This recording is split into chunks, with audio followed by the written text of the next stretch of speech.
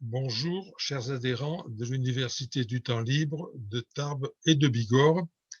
Vous allez avoir la vidéo numéro 5 du cours sur les mythes. La dernière fois, nous étions dans le chapitre 2 de la Genèse et nous nous étions arrêtés au verset 24.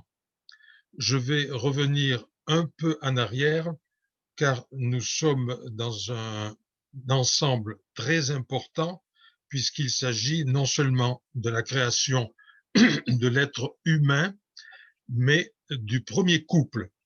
Et donc, il m'a semblé nécessaire de revenir là-dessus afin que les choses soient bien claires, étant donné, encore une fois, l'importance de ces quelques versets. Donc, je vous afficherai tout à l'heure le texte que nous suivrons de très près, bien sûr. Je reviens donc pour le moment sur ce titre, le premier être humain et le premier couple humain. Quelques mots d'abord sur ce que l'auteur, le traducteur André Vénin, dont vous connaissez la traduction et que vous verrez, traduit par l'humain. L'humain, cela correspond à l'hébreu ha-adam. Il faut chaque fois donc je dirai l'humain. Si par hasard je dis l'homme, vous comprendrez ha-adam. Je reviendrai là-dessus.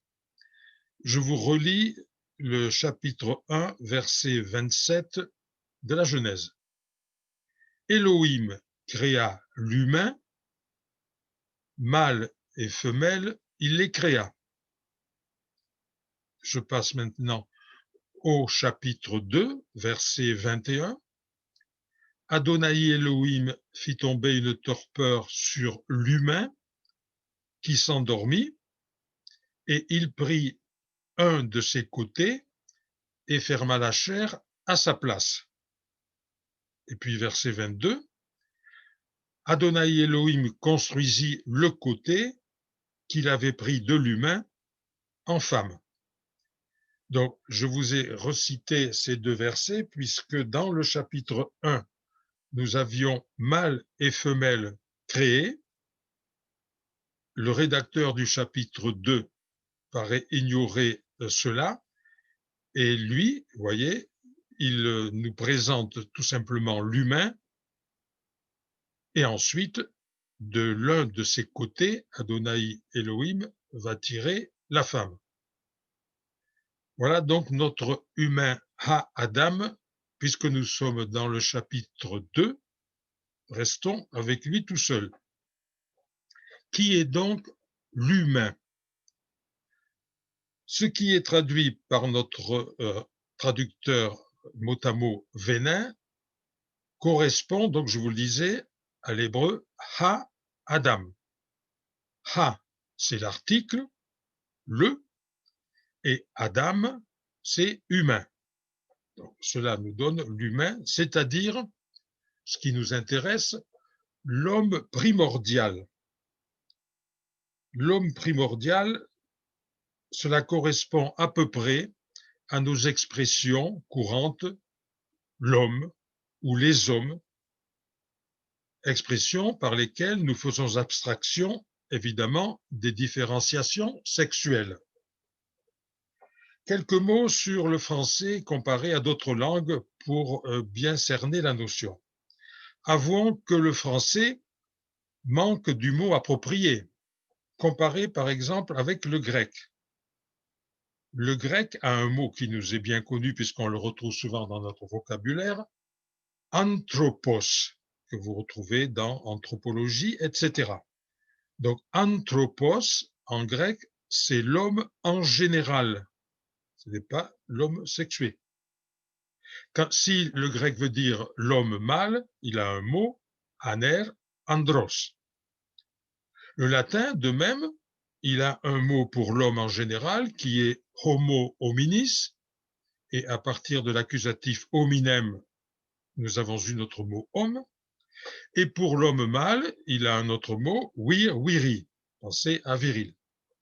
Donc vous voyez, si vous prenez le grec anthropos, l'homme en général, le latin homo, homme en général, nous avons là deux mots qui correspondent, on peut dire assez bien, au fameux hébreu ha-adam.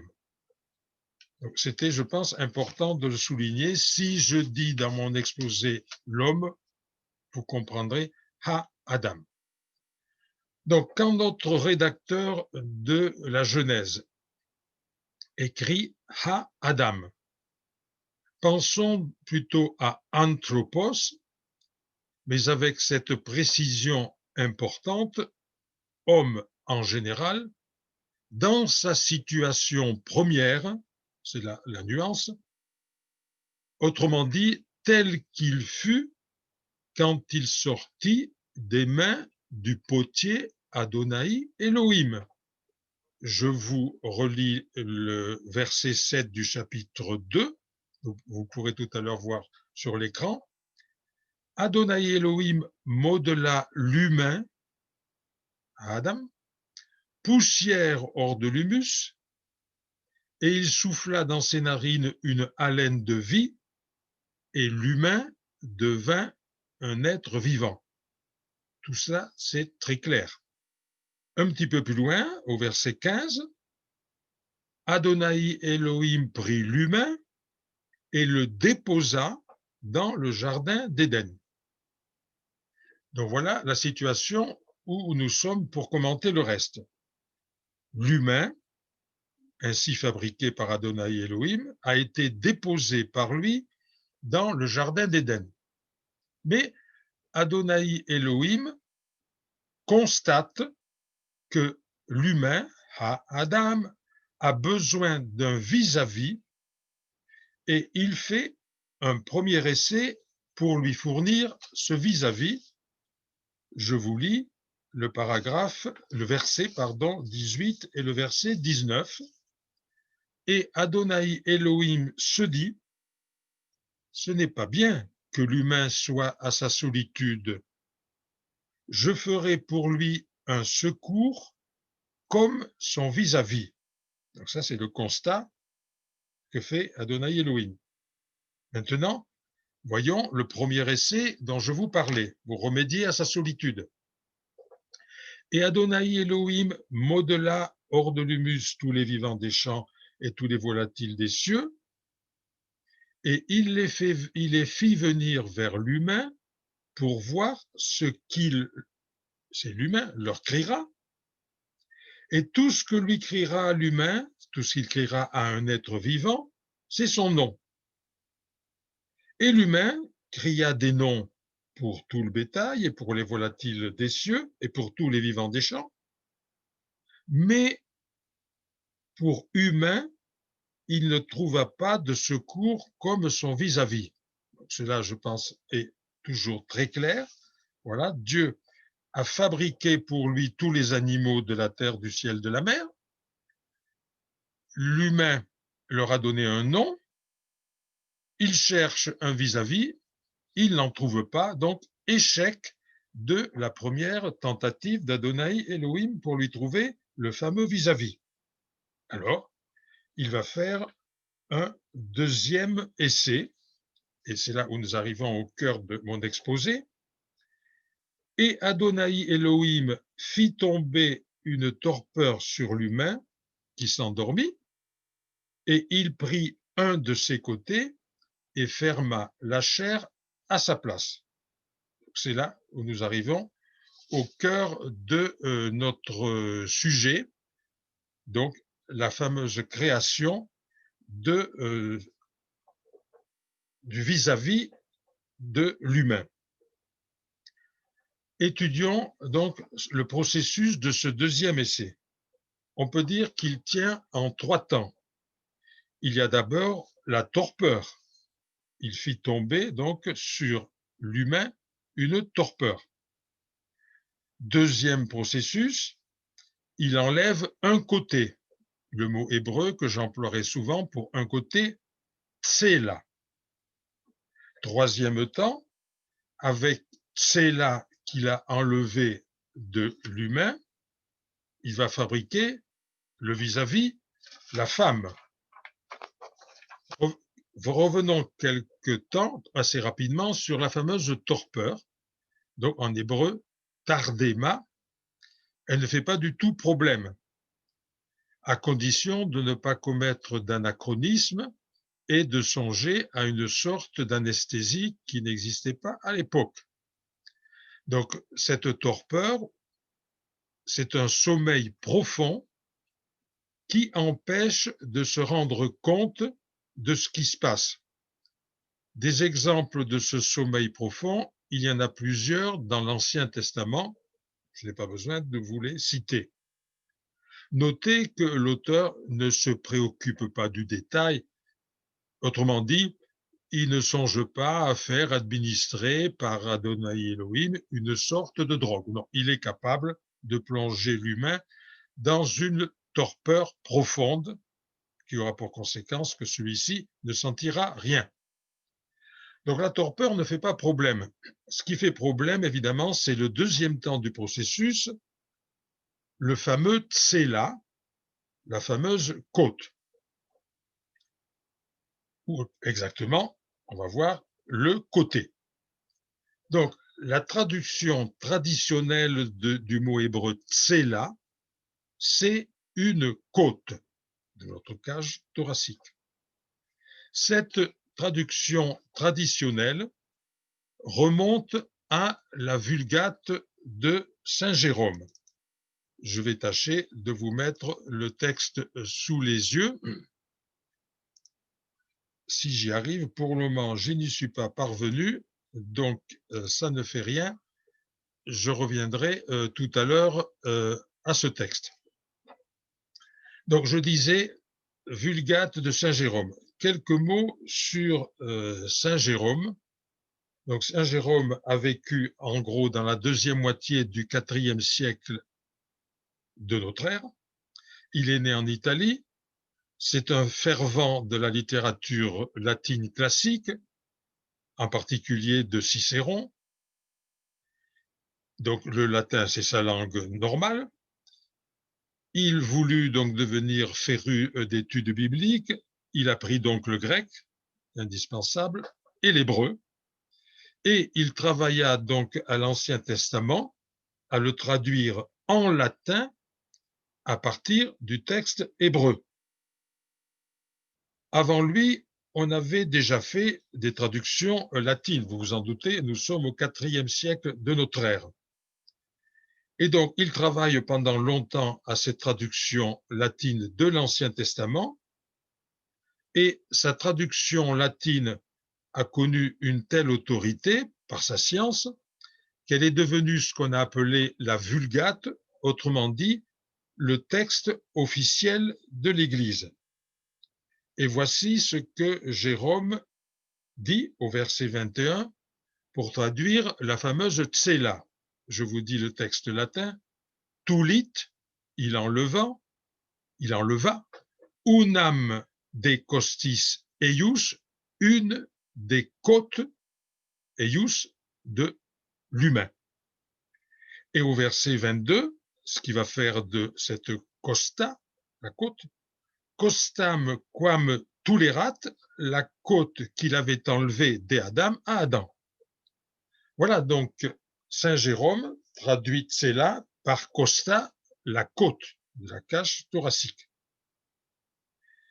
Eh bien, je vous le disais, c'est cette fameuse Vulgate donc qui s'est imposée à l'Église avec la côte. Je prends deux exemples de Bibles, disons, modernes, bien connues. La Bible de Jérusalem, parue, je vous le rappelle, à partir des années 1950, qui fait toujours autorité, bien sûr, et à juste titre. Elle écrit ceci, donc pour traduire, il prit une de ses côtes, puis de la côte qu'il avait tirée de l'homme, il façonna une femme. La fameuse Tob dont je vous ai parlé plusieurs fois, la traduction écuménique de la Bible, qui est donc beaucoup plus récente et qui, je vous rappelle, a été faite par le concours de savants biblistes catholiques, protestants et orthodoxes. Ce sont les uns des hommes d'église, les autres non, ce sont tous des biblistes chevronnés. Et voici ce que traduit la Taube ici, il prit une de ses côtes et transforma la côte qu'il avait prise à l'homme en une femme. Vous voyez, donc on est resté sur la fameuse côte de Saint Jérôme. Et nous sommes donc devant le problème de Tséla. Dans l'Ancien Testament, en dehors de ce texte-ci, Tséla désigne toujours un côté. J'avais déjà donné des exemples, mais il est important de les voir. Je dis bien, dans la trentaine d'occurrences de l'Ancien Testament, pour Tséla, on a toujours le sens de côté. Voici quelques-unes de ces occurrences. Exode, chapitre 25, verset 12. Il s'agit de la fameuse arche d'alliance, si célèbre, on en parlera un jour, qui était en acacia, dont les dimensions étaient relativement réduites, 1,25 m de long, 0,75 de haut, 0,75 de large. Vous voyez, donc un petit coffre qui, à l'origine, a renfermé le texte de l'alliance entre Yahvé et son peuple, les Hébreux, et qui était aussi donc le gage de la présence divine parmi les Hébreux. Et donc, pour désigner l'un des côtés de ce coffre, l'hébreu a Tséla. Passons maintenant, toujours dans l'Exode, à la demeure ou à la tente, on dit parfois le tabernacle, mais c'est le mot latin pour dire tente, pour Yahvé. Chapitre 26, verset 20, donc c'est une demeure, elle a plusieurs côtés, et pour désigner chaque fois un côté, le texte emploie Tséla. Passons un peu plus tard au temple bâti à Jérusalem par Salomon. Premier livre des rois et Ézéchiel, idem. Donc, la construction de ce temple est décrite avec force détail pendant plusieurs pages. Et puisque c'est un édifice, quand il s'agit de désigner un côté, l'hébreu emploie le mot Tséla. Passons à autre chose, une montagne, toujours dans l'Ancien Testament. Nous disons qu'une montagne, mettons, a un flanc nord, un flanc sud, un flanc est, un flanc ouest, donc c'est un côté. Eh bien, pour désigner donc un flanc, un côté de montagne, l'hébreu dit Tséla. Passons enfin à un autre exemple, toujours dans l'Ancien Testament. Une porte à 2 battants, chaque battant de la porte est désigné par Tséla, c'est bien un côté de la porte. Et donc, vous voyez, j'ai pris les occurrences essentielles. Partout ailleurs que dans notre fameux chapitre 2 de la Genèse, Tséla désigne de façon évidente un côté. Et il est intéressant à ce moment-là de lire la note que la Taube met pour donner une explication à propos de sa fameuse traduction par côte et non pas par côté. La note nous dit ceci: c'est le seul cas où le terme Tséla signifie côte et non flanc ou côté, généralement d'un bâtiment. Je crois qu'il vaut la peine de s'attarder sur cette note et de faire quelques observations de méthode philologique, d'étude de texte.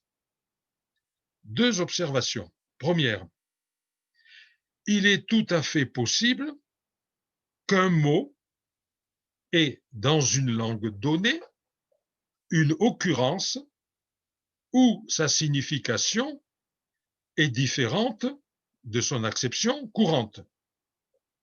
La chose est théoriquement possible, elle est même, je dirais, vérifiée. Ça, c'est la première observation. Deuxième observation, oui, c'est possible, mais à une condition que le contexte impose cette signification unique. Je vais vous prendre 3 exemples tirés précisément du grec, ce n'est pas un hasard, pleura, puisqu'on va en reparler, qui a 2 traductions possibles, soit la côte, soit le côté. Eh bien, voici donc un premier exemple avec ce pleura grec.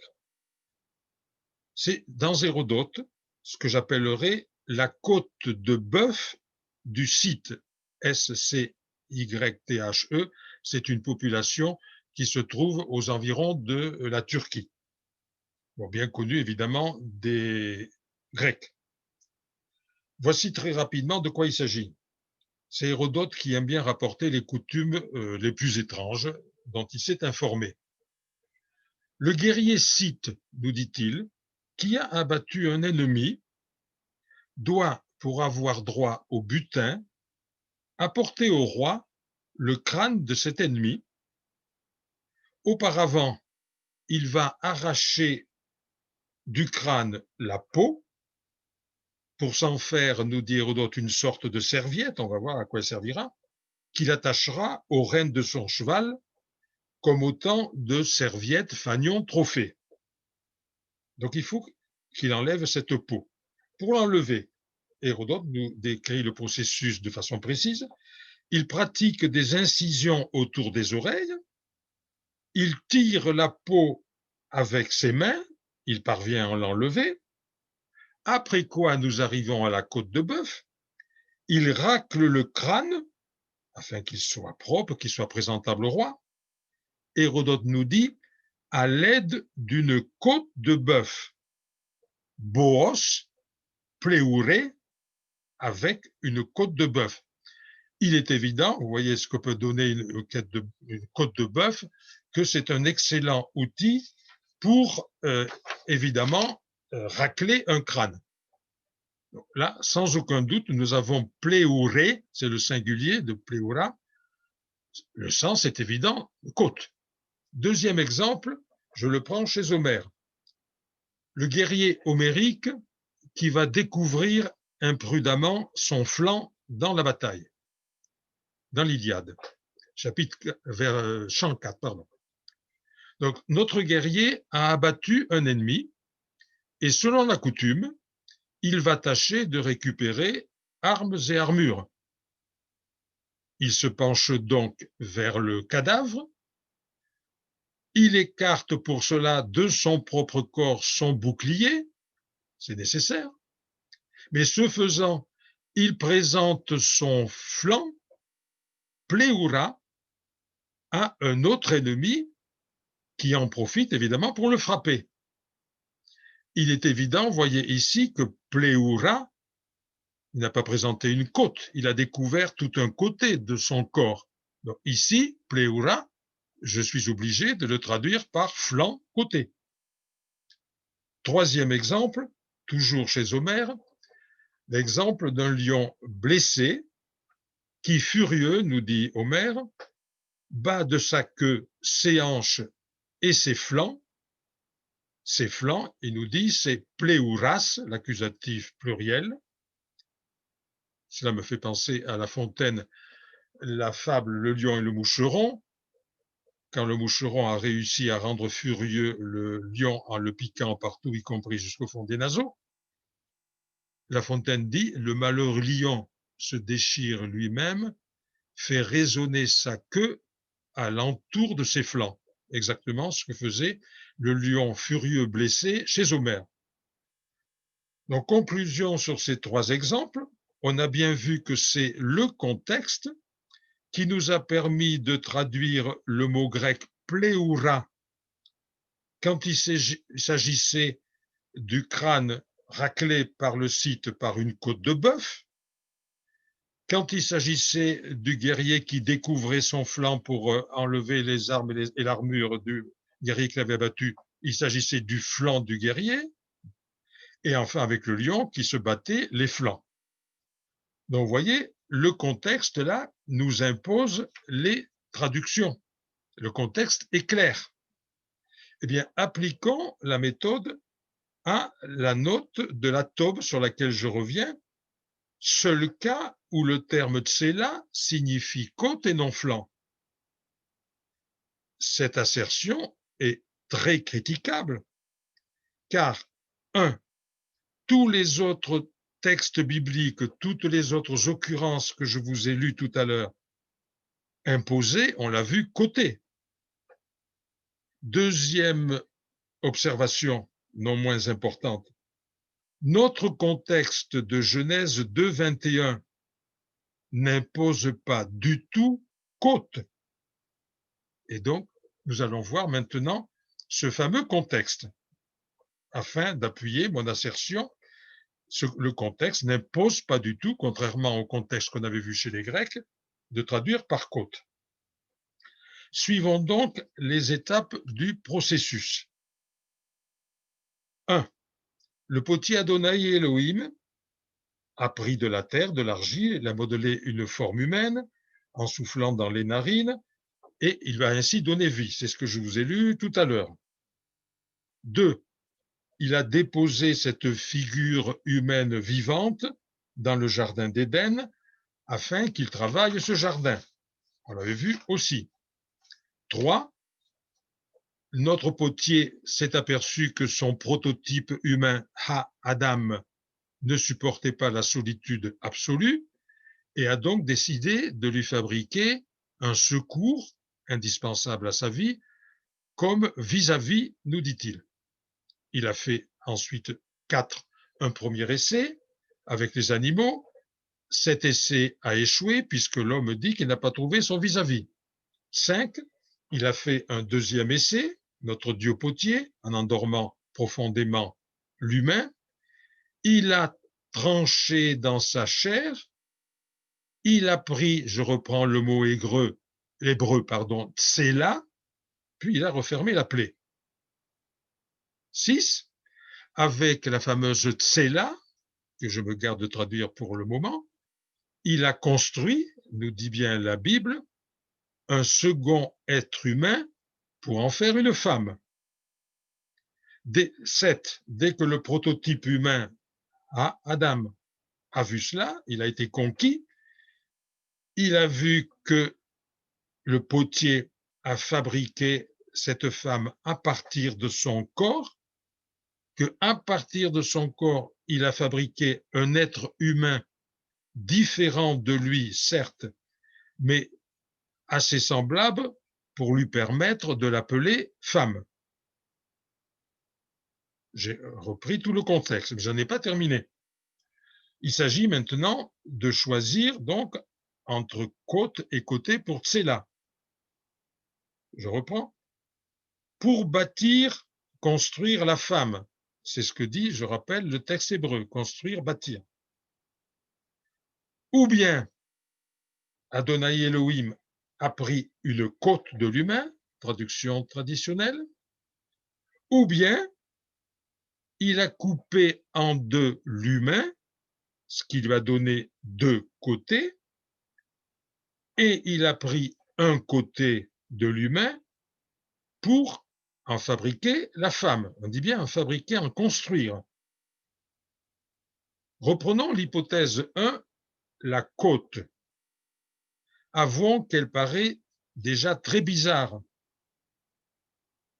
Alors, il enlève, traduction traditionnelle, une côte. Je dirais, sans plaisanter, pourquoi pas un humérus? Pourquoi pas un tibia? Pourquoi pas une phalange d'un doigt de main ou d'un doigt de pied? Pourquoi pas un œil? Enfin, bref, pourquoi pas n'importe quelle partie du corps?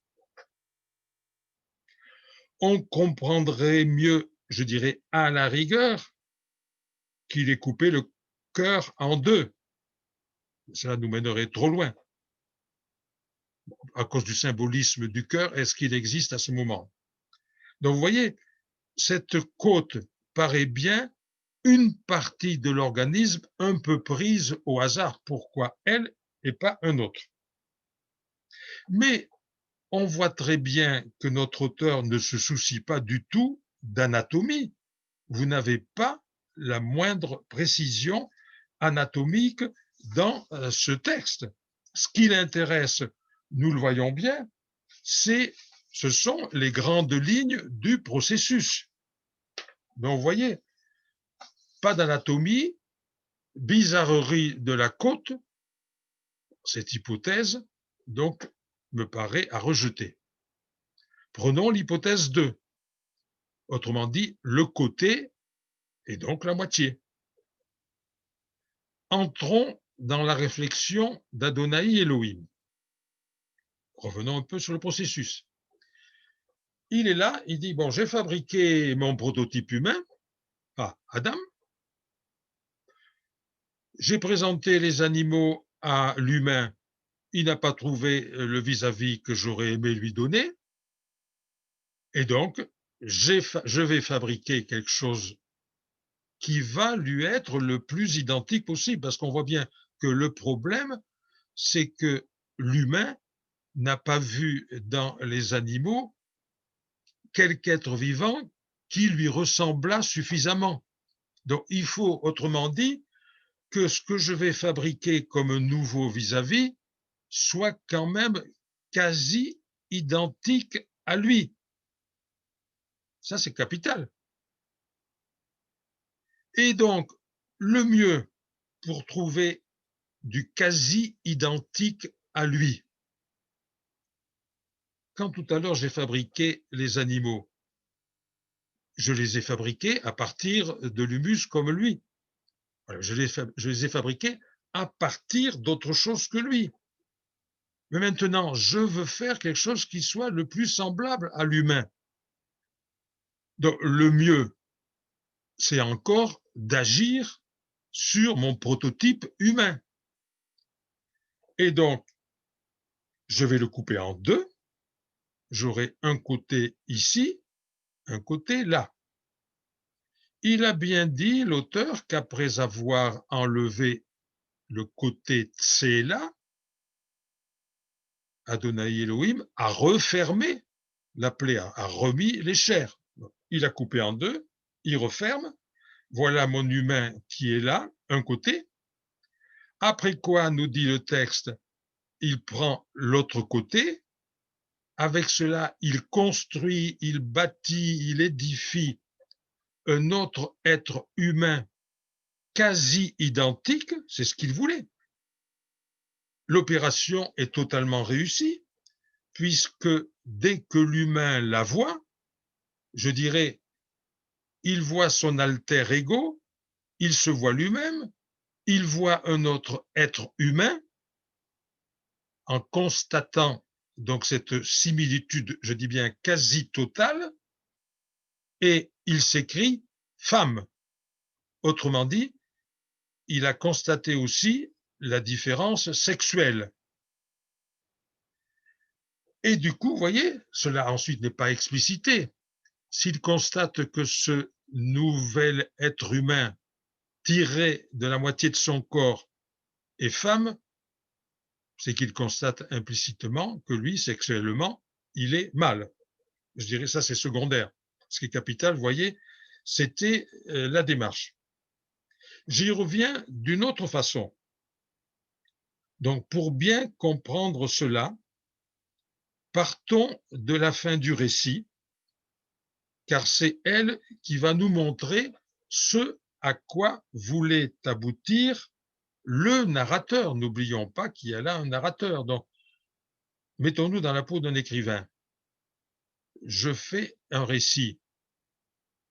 Il est très probable que je ne sais pas peut-être le détail, mais je sais quand même en gros à quoi mon récit va aboutir.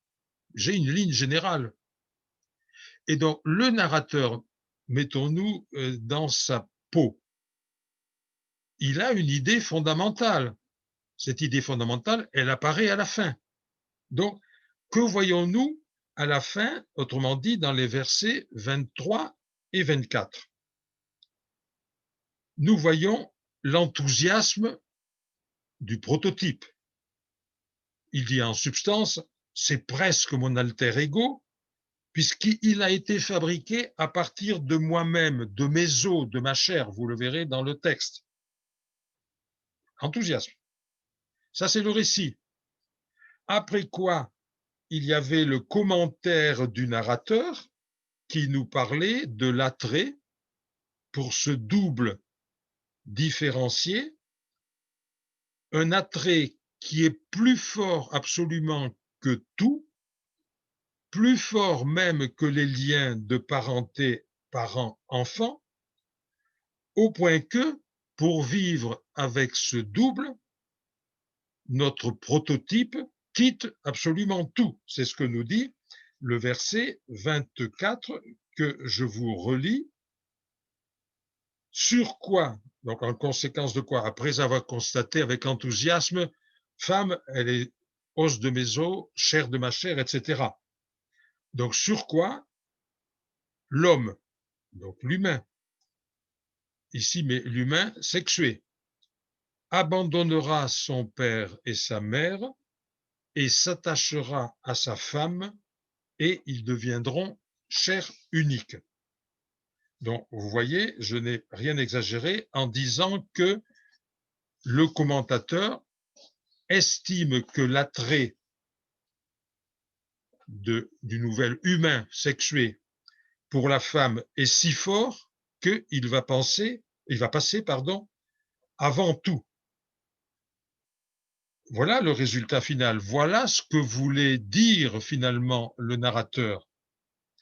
Et donc, ce résultat final nous oriente nécessairement vers la signification sur laquelle donc j'insiste, la signification de côté. Vous voyez qu'en partant de cela et en revoyant tout le processus, nous sommes amenés à privilégier la traduction par côté en laissant donc la traduction traditionnelle qui avait contre elle, je dirais, toutes les occurrences de l'Ancien Testament et puis son côté bizarre. Donc, la traduction par côte avait beaucoup d'aspects négatifs. La traduction par côté, elle, convient très bien au texte.